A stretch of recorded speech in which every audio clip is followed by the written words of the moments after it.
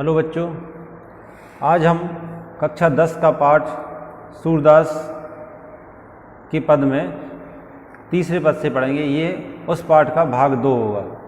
पहले और दूसरे पद की व्याख्या हम पिछले वीडियो में कर चुके हैं। ठीक है, तो यहाँ पर आज हम पाठ 1 का भाग 2 करेंगे। ठीक है, तीसरा पद रहेगा ये, हमारे हरि हारिल की लकड़ी मन क्रम वचन नंद नंदन और यह दृढ़ करी पकड़ी जागत सोवत स्वप्न दिवस निसी कान कान जगरी सुनत जोग लागत है ऐसो ज्यों करुई ककरी सु तो व्याधि हमको ले आए देखी सुनी न करी यह तो सूर तिन्ही ले सौंपों जिनके मन चक्री। संदर्भ में वही जो हमने कल बताया था, फिर से देख लेते हैं इसको कि प्रस्तुत पद हमारी पाठ्य पुस्तक क्षितिज के पाठ 1 सूरदास से लिया गया है। इसके कवि श्री सूरदास जी हैं। ठीक है, और प्रसंग कुछ इस तरह रहेगा कि प्रस्तुत पद में जो उद्धव हैं उनको गोपियां संबोधित करते हुए कह रही हैं। ठीक है, उद्धव जब उनको ज्ञान मार्ग का संदेश देने के लिए आए तो उसके प्रत्युत्तर में उन्होंने गोपियों ने उद्धव से क्या कहा, इसके बारे में यहाँ पर सूरदास जी ने बताया है। ठीक है, हमारे हरि हारिल की लकड़ी, गोपियाँ कहती हैं कि हमारे जो भगवान हैं वो हारिल की लकड़ी के समान है। हारिल एक लकड़ी होती है, यहाँ पर देखते हैं,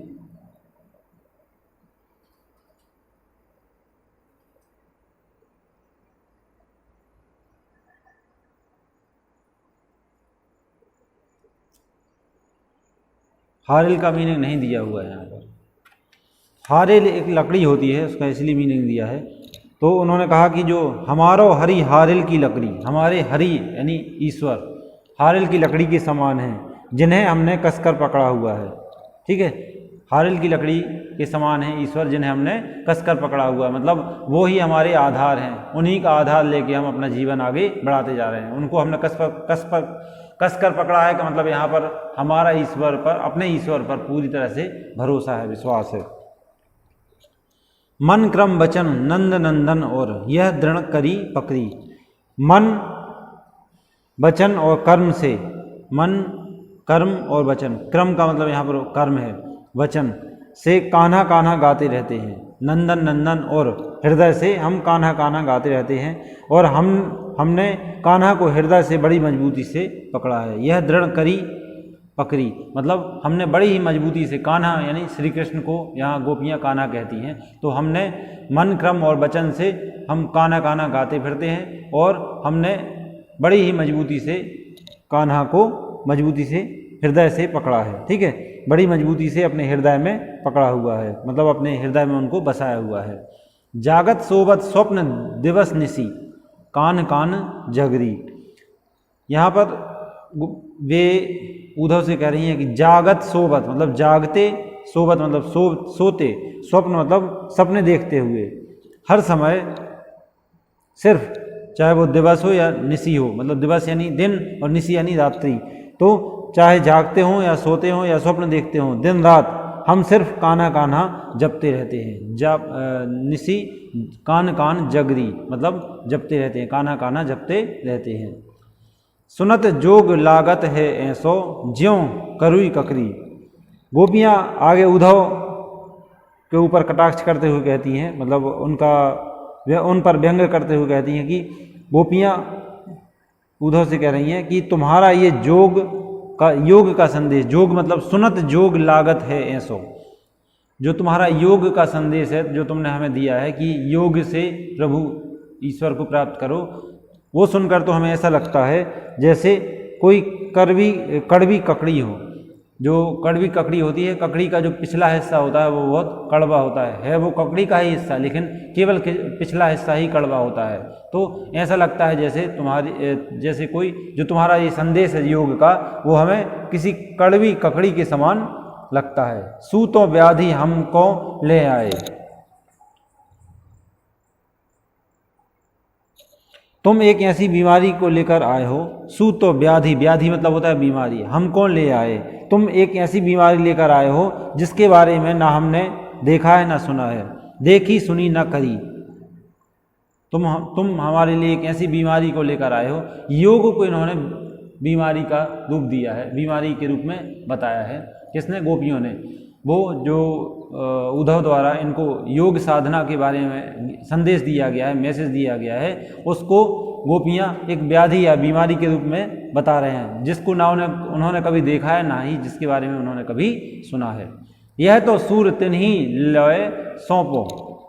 सूरदास कह रहे हैं कि तुम जो ये संदेश लाए हो उद्धव, ये तो उन्हें देना चाहिए जिनका मन चक्री के समान भटकता रहता है। यह तो सूर तिन्ही लय सौंपो जिनके मन चक्री। यह संदेश तो तुम्हें उन लोगों को देना चाहिए जिनका मन चक्री के समान भटकता रहता है। हमारा मन तो सिर्फ श्री कृष्ण के पास है और हम तो सिर्फ और सिर्फ उन्हीं के प्रेम में बंधे हुए, उन्हीं के प्रेम से, उन्हीं से प्रेम करते हैं, उन्हीं के प्रेम में आसक्त हैं।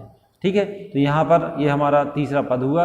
इस पद की विशेषता ये है कि यहाँ पर गोपियों द्वारा अपने अनन्य श्री कृष्ण पर पूर्णतः विश्वास प्रदर्शित किया जा रहा है। उन्होंने जो उद्धव है उसके योग साधना को एक बीमारी के समान बताया है। ये आप विशेष में लिख दोगे। ठीक है।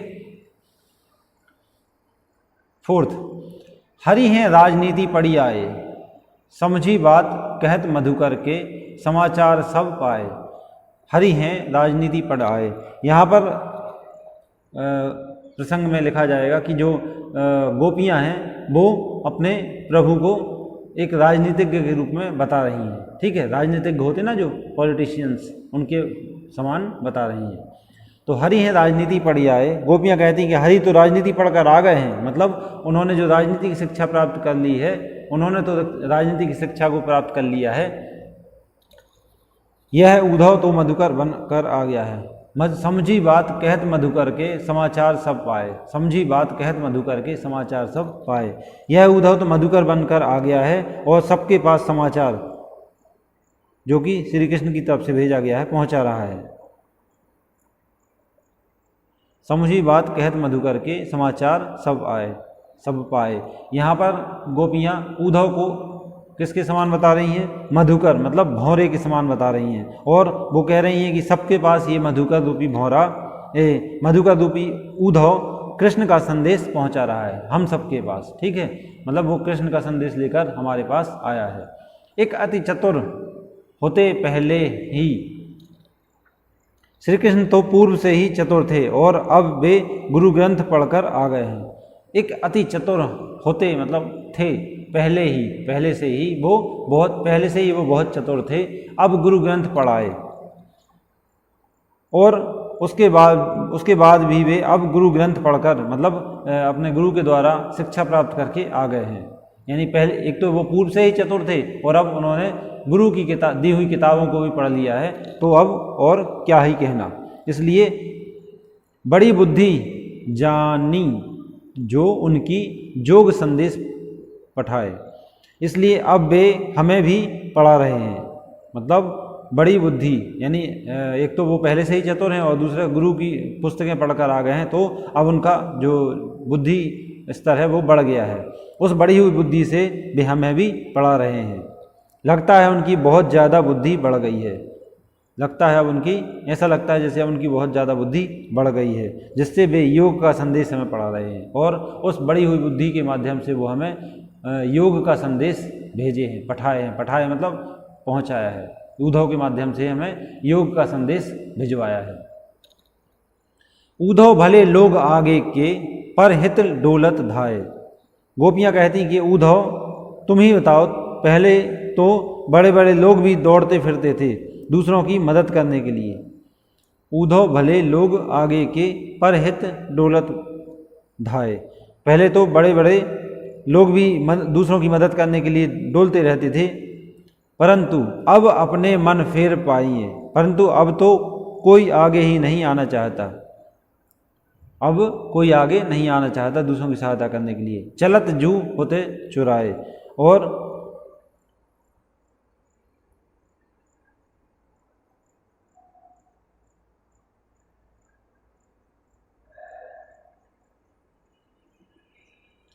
अब पहले तो क्या होता था, परंतु अब कोई आगे नहीं आना चाहता। मतलब यहाँ पर जो गोपियाँ हैं उद्धव से कह रही हैं कि पहले तो लोग दूसरों की मदद करने के लिए दौड़ते फिरते थे, लेकिन अब कोई आगे नहीं आना चाहता है। मतलब हमें मदद की आवश्यकता है और हमारी मदद करने के लिए अब कोई तैयार नहीं हो रहा है। चलत जू होते चुराए, उद्धव से कह रही हैं वो कि अब तुम ही बताओ उद्धव, ये हमारा धर्म नहीं है कि हम दूसरों को अनीति से बचाएं। मतलब ये इस लाइन का है, ते क्यों अनीति करे आपुन, जे और अनीति छुड़ाए। गोपियाँ उद्धव से कह रही हैं कि अब तुम ही बताओ उद्धव, क्या ये अब हमारा धर्म नहीं है कि हम दूसरों को अनीति से बचाएं, अन्याय से बचाएं। हमें अनीति और अन्याय से बचाना क्या हमारा या आप किसी और हम सबका धर्म नहीं है। अनीति करें आपुन, ते क्यों अनीति करें आपुन, जे और अनीति छुड़ाएं। मतलब आप खुद ही अनीति कर रहे हो, यानी आपने जो संदेश भिजवाया है हमारे पास वो अनीति का ही प्रतीक है। मतलब ये हमारे साथ नीति नहीं है, हमारे प्रति ये ठीक नहीं है। और जे और अनीति छुड़ाए, मतलब आप अनीति दूसरों को अन्याय से क्या बचाएंगे, दूसरों को अनीति से क्या बचाएंगे जब आप खुद ही अनीति हमारे साथ कर रहे हैं। मतलब यहाँ गोपियों का कहने का तात्पर्य यह है कि श्री कृष्ण खुद हमारे साथ अनीति कर रहे हैं, अन्याय कर रहे हैं, फिर क्या वो दूसरों को अनीति और अन्याय से छुड़ाएंगे। अर्थात कहने का मतलब ये है कि हमें उन्हें हमारे साथ अनीति और अन्याय नहीं करना चाहिए, ये ठीक नहीं है। राजधर्म तो यही सूर, जो प्रजा न जाहि सताए। सूरदास कह रहे हैं कि तुम जो संदेश लाए हो, गोपियाँ कहती हैं कि हमारा राजधर्म तो यही कहता है, राजधर्म तो यही सूर्य, जो प्रजा न जाहि सताए। हमारा राजधर्म तो यही कहता है कि जो भी प्रजा है उसे सताया ना जाए, अपनी प्रजा से मिलने जाया जाए।